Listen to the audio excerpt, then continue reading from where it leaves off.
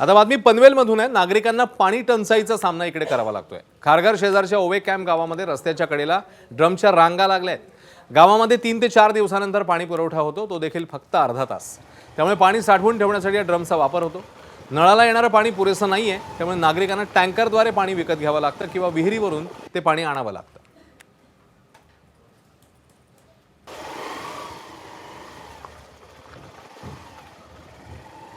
खूप परिस्थिती वाईट आहे गावामध्ये पाण्यासाठी।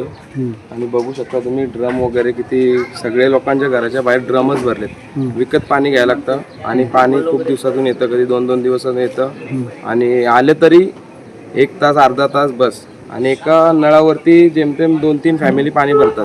पाणीच नाही आहे, कारण की पाणी जे येतंय, जो टँकरवाला येतोय ते आता पूर्ण गावामध्ये तो टँकर फिरवावा लागतोय। मग त्याच्यामुळे सगळ्याच माणसांना रोज पाणी येऊ शकत नाही। 8 ते 10 दिवसाचा हा पुरवठा आहे।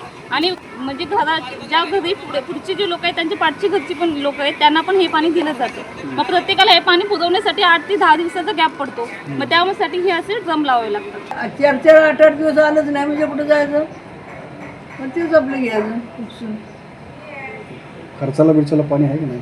हा ये ना, हे पुरवायचं आपलं 4-5 दिवस, ते टँकर येतो, हे पाणी येतो, पुरवठा करायचा त्याचा।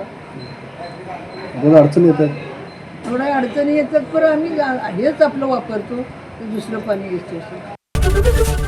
एबीपी माझा, उघडा डोळे बघा नीट।